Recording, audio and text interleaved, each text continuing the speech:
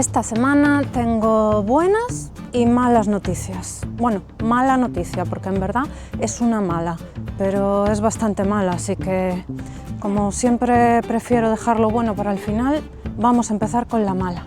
Estaba yo sentada por la tarde mirando el móvil cuando de repente salía una línea verde y no se quitaba.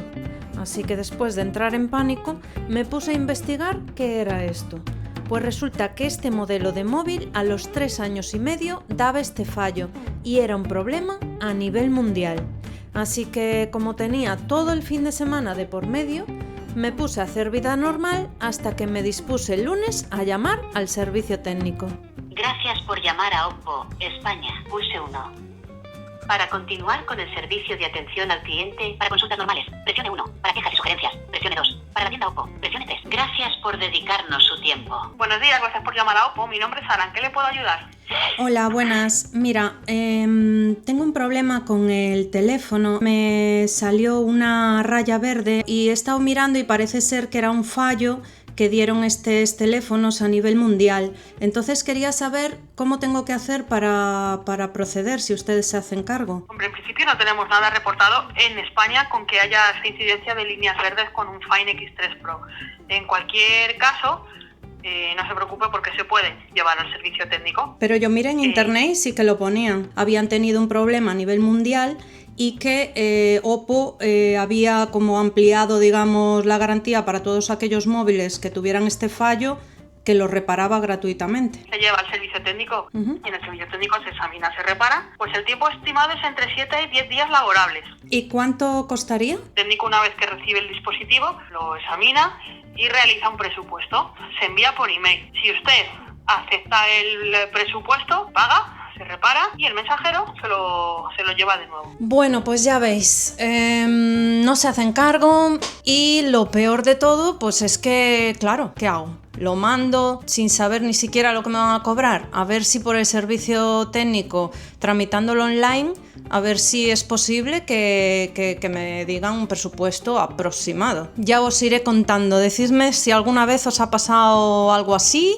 ¿Y qué hicisteis? Y en caso de tener que comprar otro móvil porque no me compense pagar una cantidad muy elevada, decidme qué móvil compraríais vosotros. Así que no sé qué voy a hacer.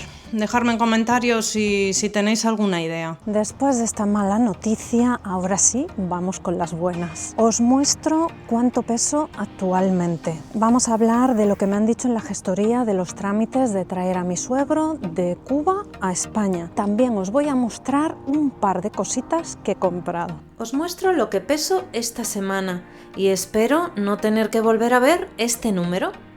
Bueno, nos vamos a la clínica de rehabilitación. No quisiera que lloviera, está muy nublado, no he traído paraguas. Que nada, en diciembre me dio un lumbago, no puedo hacer ejercicio más allá de caminar y lo que me mandan allí, pero sí que he dejado de comer comida chatarra y bollería.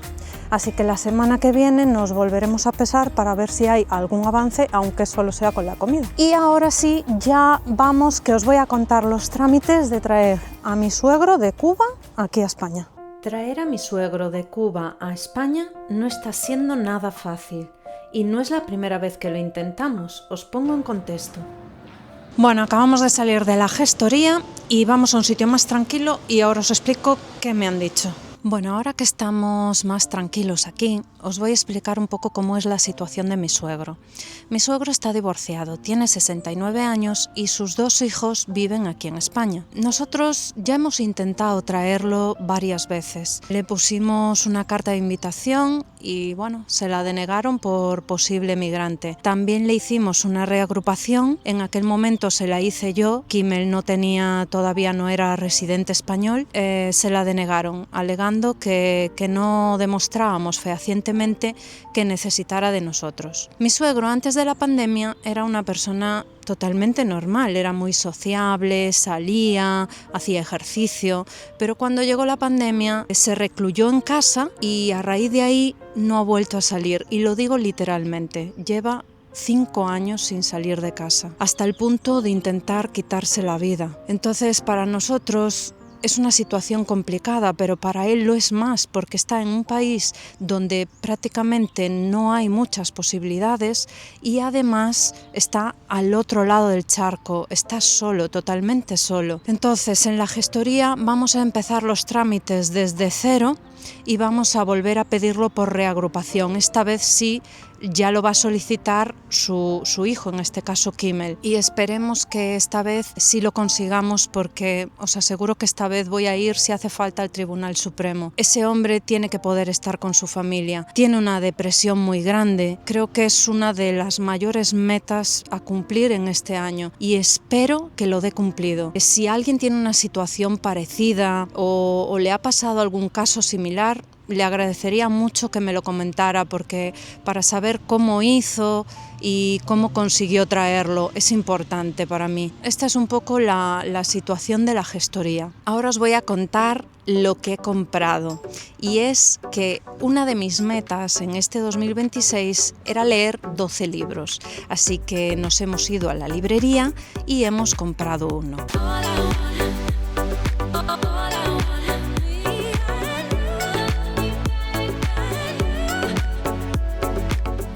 No sé si lo veis bien ahí. Se llama El guión. Creo que este libro me puede ayudar a guionizar y no solo a contaros los datos, sino a contar la historia del lugar con esos datos.